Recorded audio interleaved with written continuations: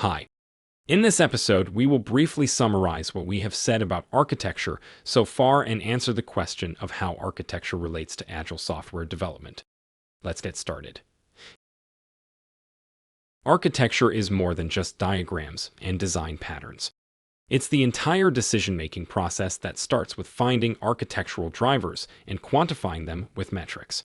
Thanks to this, we build a coherent understanding of the problem among all parties interested in our system. We, as programmers, architects, are also the interested parties in that system. Based on this information and our technical knowledge, we make architectural decisions. When we talk about the decisions that shape our system, we don't just mean the components, containers, or classes that Cuba Pillerman told you about when he presented you with the C4 structure documentation system. What we mean are also decisions which shape solutions at the level of solution architecture. I'll tell you more about it next week when I show you the big picture event storming technique, which allows you to quickly identify business areas.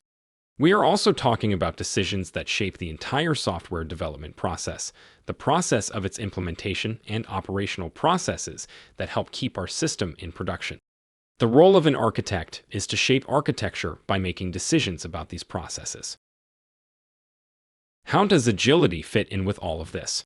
We're talking about making decisions all the time. If we make decisions, we introduce some restrictions. What do you think about when you hear the word restrictions? We associate them with the lack of freedom, with bureaucracy, with stiffness, with blocking. And indeed, some decisions do have such consequences, but the question is whether all of them do.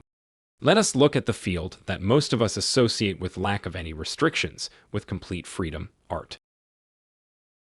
I have prepared two quotes for you. The first one is by Igor Stravinsky, who says that the more we limit ourselves, the freer we become. And the other one is by Leonardo da Vinci, who says that art lives with limitations and dies from freedom. What are they talking about? About what limitations? These words sound paradoxical. How can you say that restriction can set us free? Let's think about it. Let us take an example of the following restriction. In continental Europe, someone once decided that everyone would drive on the right side of the road. You could say, this is restricting the freedom of all citizens. People would like to drive on either side of the road. But thanks to the introduction of such a restriction, the safety of movement has increased, the possible speeds that we are able to develop have increased, and the integration of road systems between the countries of continental Europe has been made possible. Thanks to this, we are able to quickly and safely get to Croatia for a holiday. On the one hand, we have a restriction that takes away some freedom, though in a minor aspect, and on the other hand, it gives us many more positive options. Here is an example from our field. Immutability. If applied to our code, it often results in a much simpler solution than it would be for mutable code. So we see that some limitations may give us more options for the future. We will look for such limitations when making decisions. The first example of such a decision will be the division of the system into autonomous subsystems, which will enable each of them to develop independently in the direction that will be required. Another such decision is the automation of implementation processes.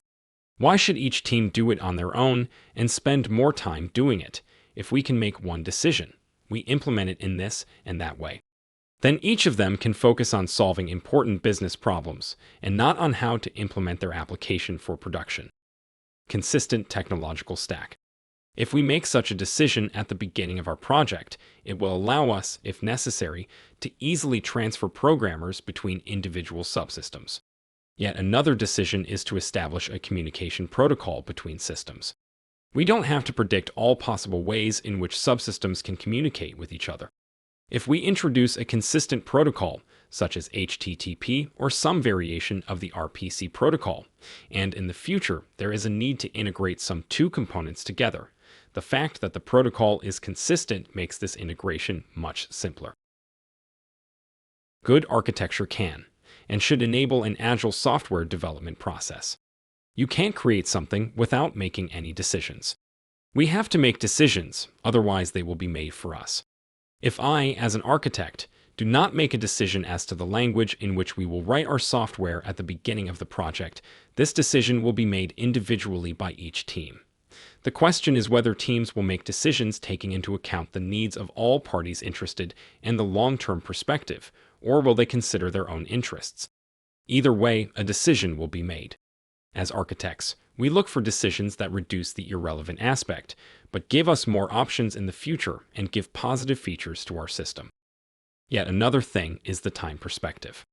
We don't want to make all the decisions at the very beginning.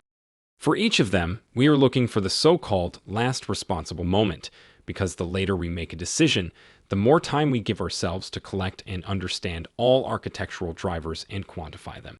And the more we understand, the better decisions we are able to make. How can we do it? You will find it out in the next episodes. Stay tuned.